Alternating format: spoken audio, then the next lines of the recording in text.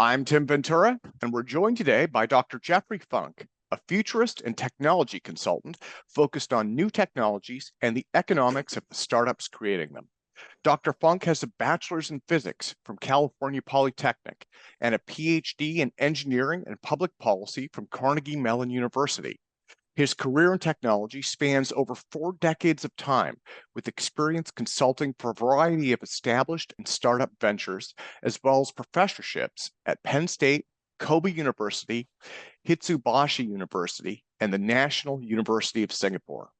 Dr. Funk has worked with market-leading firms like Nokia, written books including Technology Change and the Rise of New Industries, and authored numerous articles on technology-related topics in Slate, Fast Company, Salon, Quartz, Mind Matters, Market Watch, Scientific American, IEEE Spectrum, and Issues in Science and Technology as well. So Jeffrey, welcome, sir. Thank you so much for joining me today. My pleasure. So before our interview, you outlined some of your focus areas for me, and these are really diverse. This is amazing subject matter expertise. So thank you again. You were talking about economic assessments of virtual reality, augmented reality, AI, 5G, delivery drones, smart homes, wearables, and many others. So let me begin by asking what of these areas you are most excited about. Which ones are your top picks at the moment? Well, when I look at the markets for them and I look at the technological progress in them, which I'll talk about later, AI, I'm the most optimistic about AI, but I'm nowhere as optimistic about AI as many of the consulting firms and other proponents of AI. So people predicted 15 trillion in economic gains from AI by 2030, and we're looking at 50 billion, 60 billion this year. So we're far from that. So I'm most optimistic about AI, but nothing compared to the techno-optimists. Okay. Well, let me mention your book again. I want to start with your first book, Technology Change and the Rise of New Industries.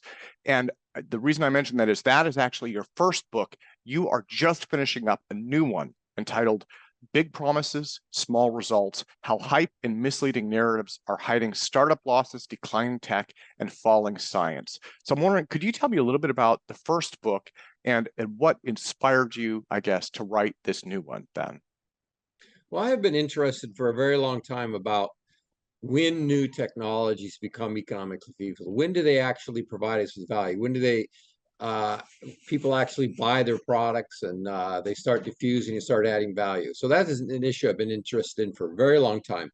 And technology change and the rise of new industries deals with that issue. It deals with how improvements occurred. So you can look at any technology and it's not being used and you say, well, when is it going to be used? Well, first of all, it has to get better.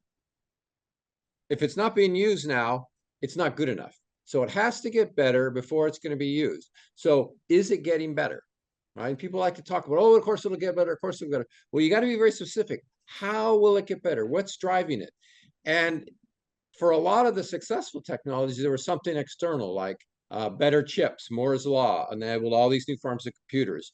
So there is something external. So I've been looking, I documented those things in the first book, and now I'm in the current book, I'm finding that, well, a lot of these things don't exist, or they don't exist in exactly the area that provides us with value. So you have to really think about value to the user, and then think about, okay, there isn't enough value to the user right now for these technologies we use, but is there something that's improving that value? Is there a way that value is getting better so that we can say that this technology will be used in the near future?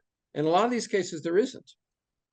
Yeah. Well, and the phrase that I've heard many times is what they call the hype train, right? Especially in the crypto industry, which I'll touch on later. But tech startups, they have to be useful to make money. It has to make money to stay in business, at least eventually.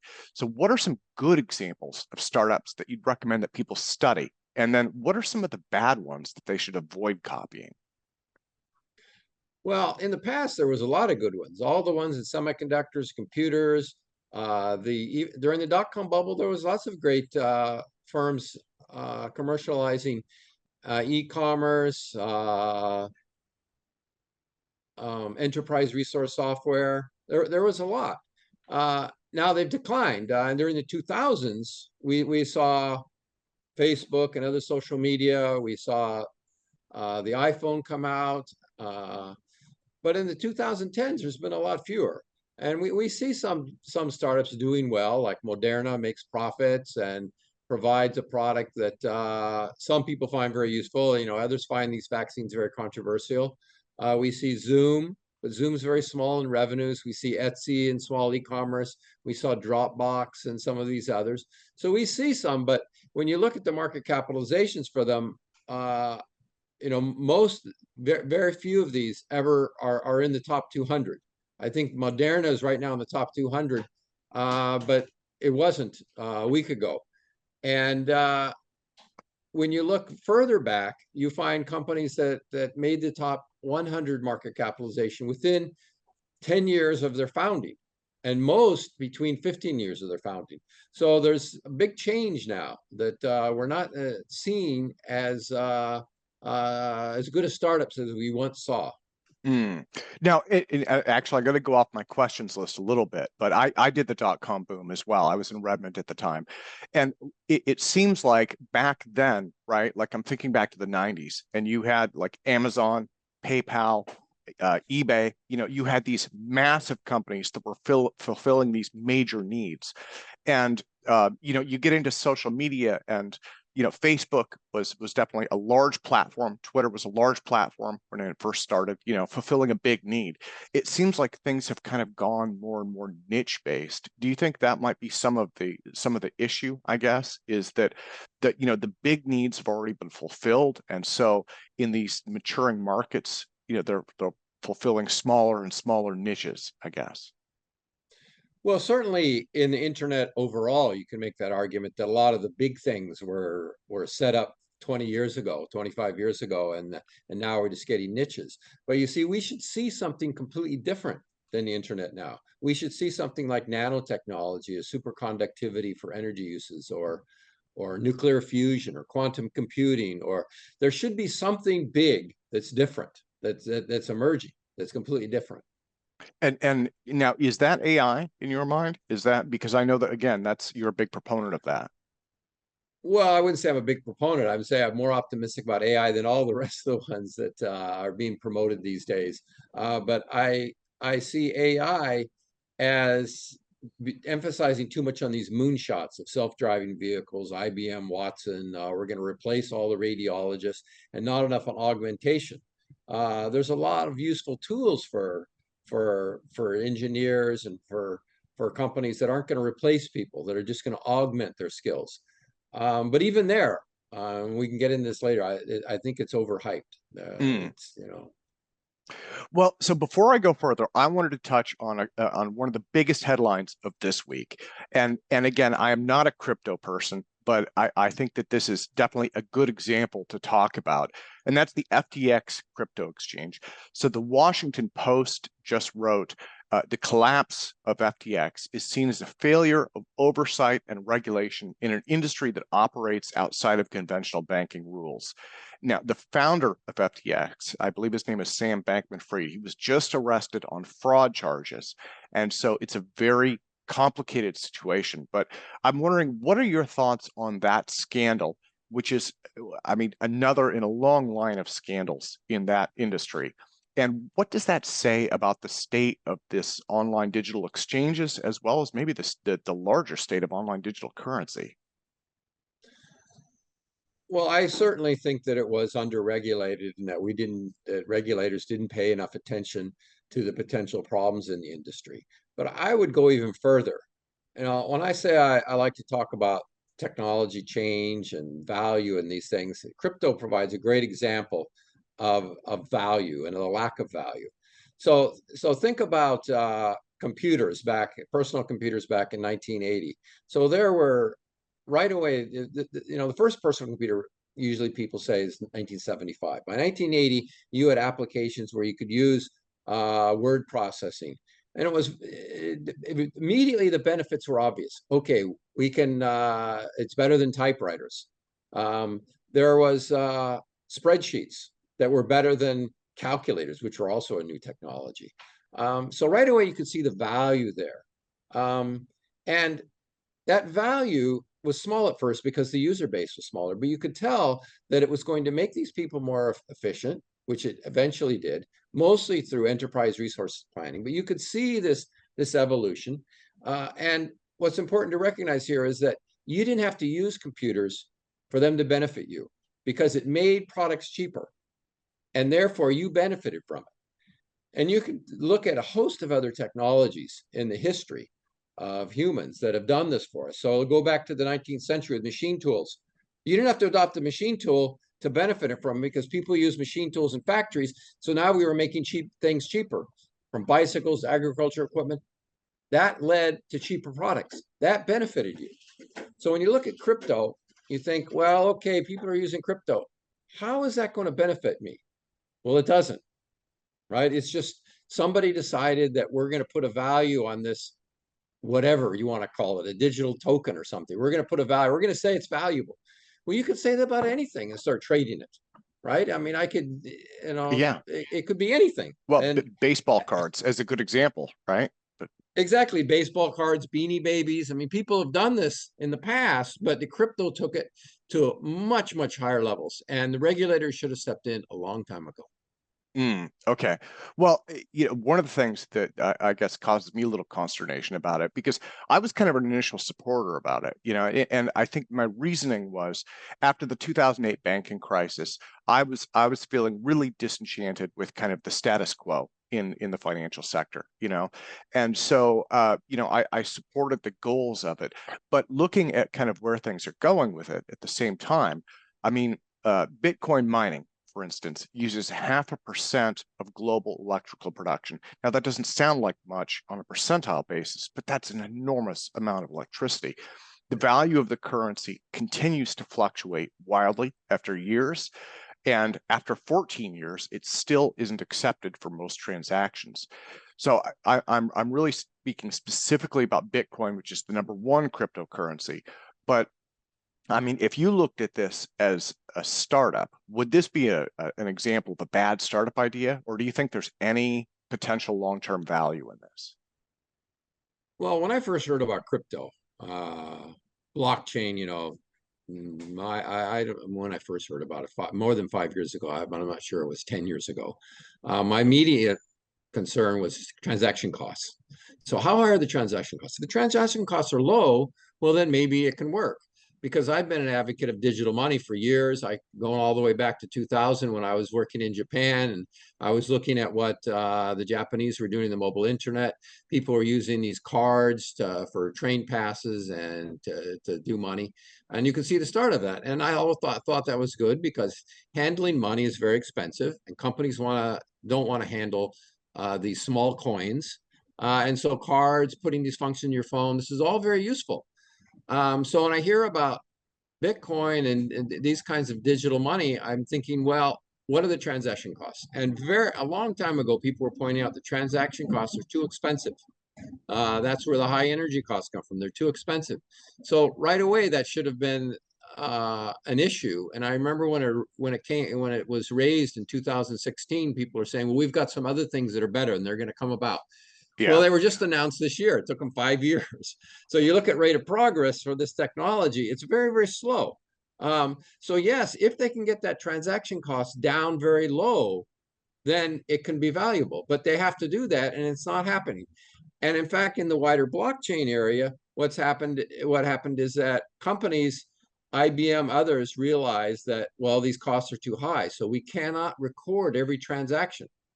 We cannot make, in other words, we can't make every transaction transparent, because it costs too much money. It just requires too many copies. And so they put in what my colleague calls blockchain in name only, because it wasn't blockchain. It wasn't a fully distributed database, transparent. It was something else. And so again, it's transaction costs. So you have to learn with the technology to find out what's the bottleneck, what's the metric that's important, how are they doing now? Are the costs or the value cost low enough, or the value high enough for this technology to diffuse? Yeah. Well, let me come back to AI, because we were talking about that a little earlier.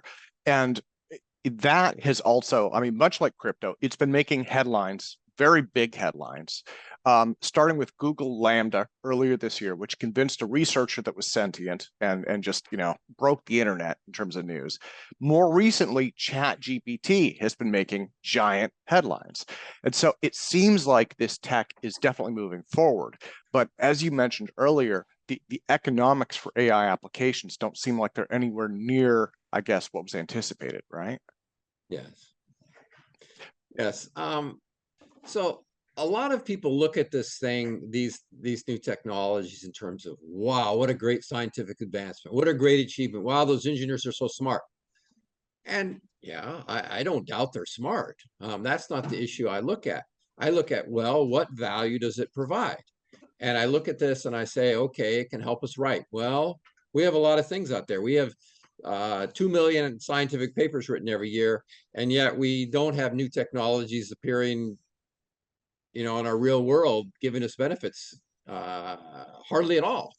And so, well, yeah, it's nice to be able to write faster, but I want people to be more specific and tell us about how it's going to help us write or solve problems, very specific problems. And we see a lot of problems that it's causing, not that it's solving. We see problems that it's causing that, it's going to prevent, students are going to be able to write all these papers, and thus we can't evaluate their writing capability.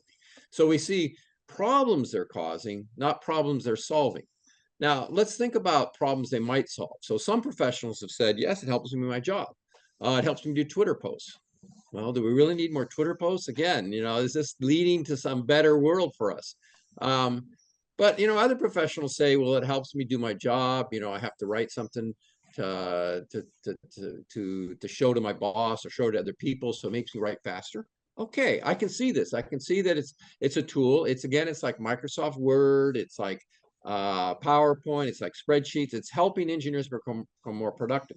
So when people talk about those things, then I become more optimistic about this, and I begin to think, okay, maybe it will work.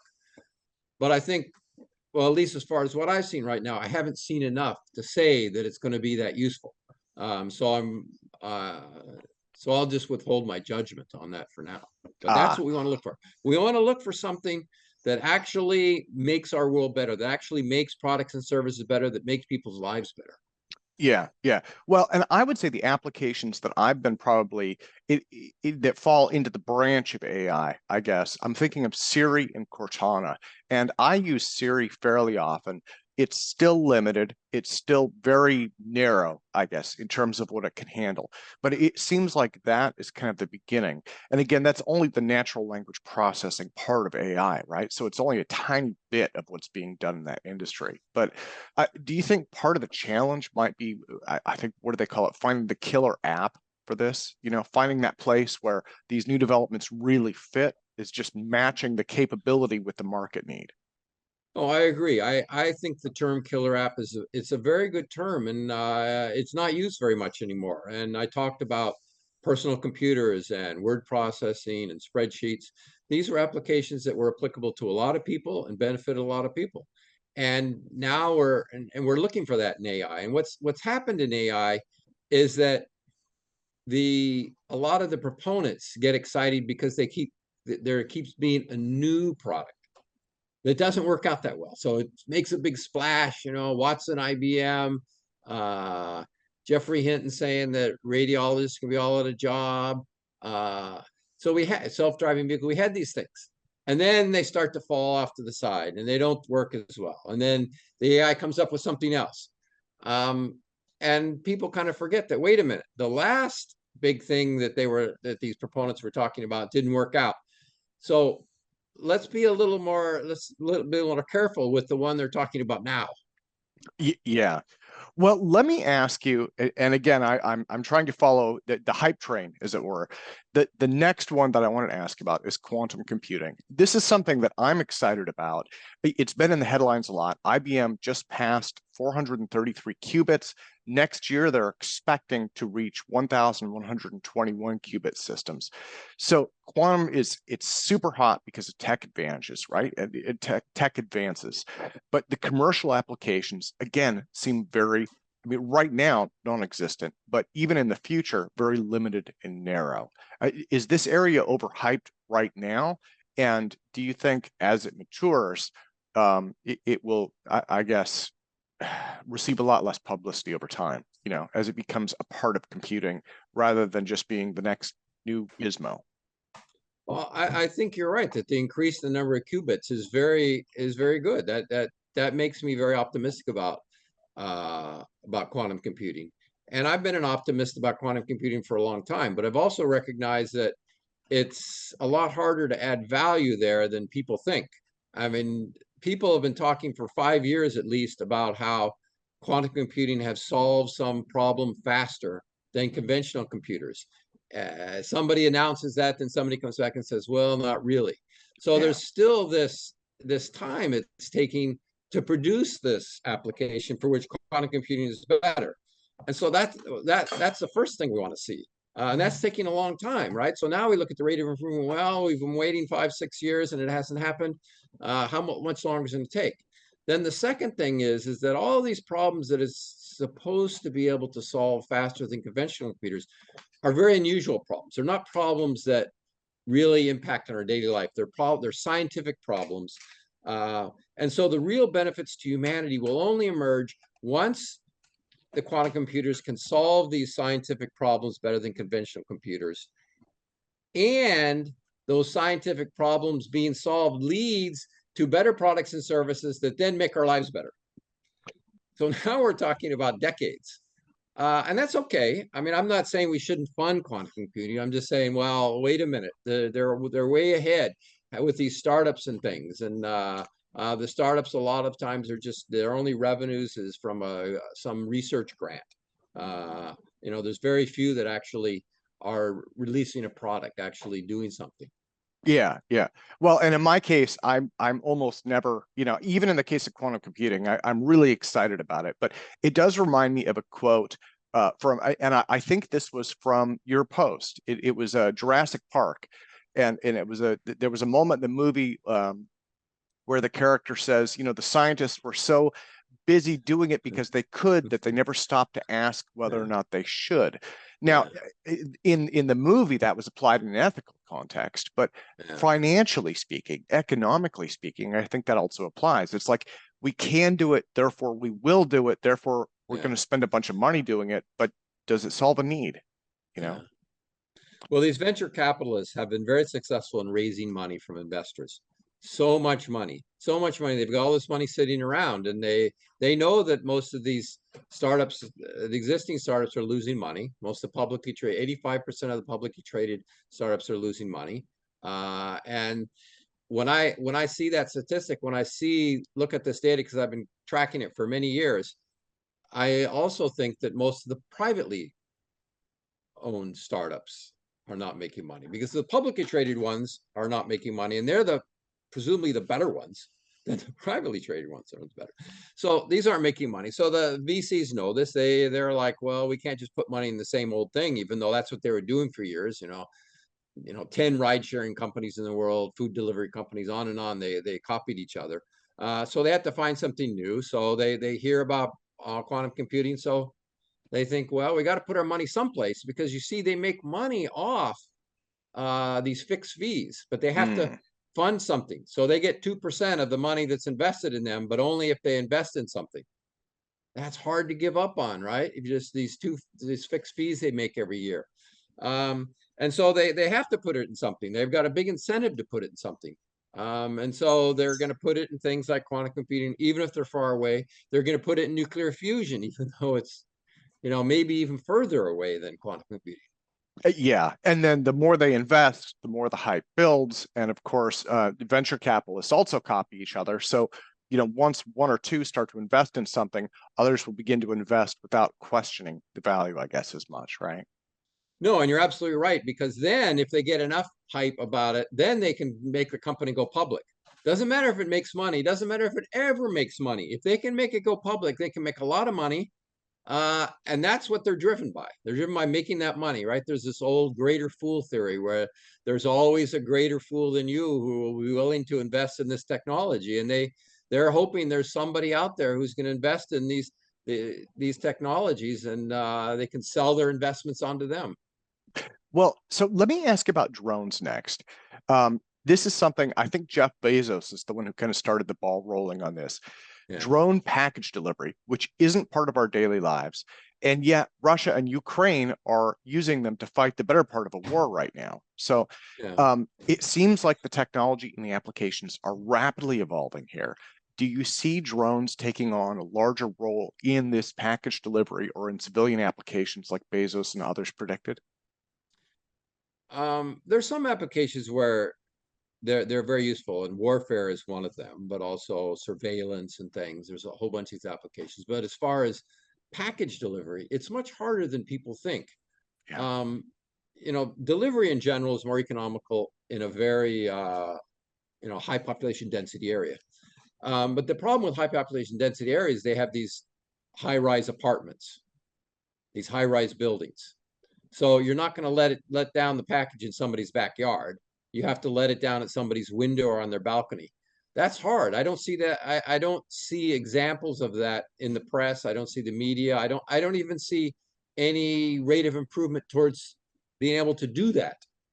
And I'd say, okay, well, what about someplace that's a little less population, with a lower population intensity, so a suburban area, where there's not high rises, there's single family homes. I mean, single level family homes, maybe double, but in any case, they don't have these high rises. Well, then the problem is that you have lots of power lines, telephone lines, big trees, right? Almost most of the world has above ground power lines and telephone lines. In Singapore, we don't, but it's a high population density area. But in America, it's very rare to have them underneath the ground, which I think is a big mistake because hurricanes and things, cause them to be knocked down. Trees get knocked down into them. So there's a lot of, it's very economical to put them under the ground. It costs more money, but I think it's economical. But this impacts on drone delivery because it's going to be hard to deliver these drones when you've got these wires. They're very hard to see, these wires. A lot of times they're hidden in trees, and even without a tree, they're very narrow. They're very thin. It's hard to see them. So I get, so this is a hard problem to solve for drones. And you might say again, okay, where's the progress towards doing this? I don't know. I look and I try to find articles about trying to solve this problem, and I don't see it. I see people ignoring it. I see people focused more on the simple problems. I mean, I had one interaction a few months ago with a CEO of this drone company, and he was telling me it's all wrong, that it was all going to work out, and he had so much business, and I said, well, what's the biggest application? Oh, it doesn't matter. It's all over the place. It's delivering coffee, delivering ice, doing this, doing that. It's like, wait a minute. Clearly, there's some applications for which it's useful, delivering medical products, something that's very high value. So when somebody tells me it's everything, then I'm not going to believe him. I think you really have to be focused on finding that application, like you said, the killer application that's going to be and then focus on that and make sales there, make your revenues, get profitable, and then go to other things. And when these startups when they don't even understand that's an important issue, then I lose confidence in them. Well, actually, that's something that I remember from the dot-com boom. I remember being in arguments or discussions like that, and advisors who were much senior to me would look at founders and say, pick something, right? When the founder would say, well, we can do this and this and this and this and this, and they would say, that's awesome. Choose one, you know. So Yeah. what do you think about electric VTOL aircraft? That seems like it's the next step from drones. Basically, it's a lot of the same technologies. It's larger. The promise of it is amazing, right? There are air taxis. Companies like EHang in China are developing single passenger vehicles. In terms of revolutionizing commuter transport, there's amazing potential there. But like you said, there are going to be issues. Battery life is one. Power lines and obstructions, things that can't be seen. And another issue is fly height, before they get into FAA regulations, as well as weight of the vehicle and things like that. Is this an area, do you think, that's overhyped, or as it matures and as it draws from the drone and the battery industry, do you think that this one will actually end up revolutionizing transportation? I would have more confidence in the industry if they made helicopters work in these applications first, and then expanded to the new technology, EVTOL, right? Electric vehicle, vertical takeoff and landing. Make them work for helicopters, because there probably is applications. You can think about, obviously it's rich people are the first users, and you can Yeah. think about rich people who want to fly from some New York suburb to New York airport, or maybe just to their office building. There may be, I mean, it could be that a lot of these rich people work, there's certain, top of buildings where there's a lot of rich people working, and there's a certain suburb where a lot of rich people live. My guess is that you can find those people, right? And so let's make it work with helicopters, where we choose a spot in a suburb that's going to get a lot of flyers, and we choose some buildings where we're going to land that has a lot of potential flyers, and we make that work, and then we expand from there. People, they use they want to do EVT, electric vertical takeoff and landing, because it sounds better. Yeah. Right. That's immediately my suspicion that, oh, they're not trying to, they don't think it's going to work. They've got to choose this thing that sounds so sexy because investors are going to fall for it. Make it work with helicopters, and find those users, find those people who really could benefit from this service. So again, fitting the technology into the business case, into the value chain, as opposed to just technology for its own sake. Yeah. Jeffrey, let me thank you for your time today. And let me close by asking, what comes next for you? And do you have any recommendations for tech sectors or companies that people should keep a close eye on in the near future? Well, I think there still is a lot of hype about technology and startups. You look at the mainline newspapers, and they still feel like they have to hype all this stuff. They're still not being very, very critical, despite all the past failures, not saying, well, we heard this before. There's a little of that. It's a little better than it was a few years ago, but I really think that the media needs to become more critical about these things and start asking more questions. Investors do. Investors are very bad. I would assume that many have been burned, and so that's why the IPOs, there's a lot fewer IPOs now. So we'll see. The real question over the next year is, what's going to happen to these valuations, these private valuations? We've seen most of the share prices for publicly traded unicorns drop considerably. There's a few that haven't dropped less than 50%, but very few, and most have dropped more than 90%. The privately held unicorns are going to drop too. So how far they drop, what that means for somebody's stock price, right? Because somebody owns those things on their books. It says that the company is valued at 10, 20 billion when it's worth like 10% of that. So that's the big question that I see over the next year. And the higher interest rates are going to make people be more concerned about these types of losses. So that's what I see as a big issue in the next year. Jeffrey, thank you again so much for your time, sir. Thank you.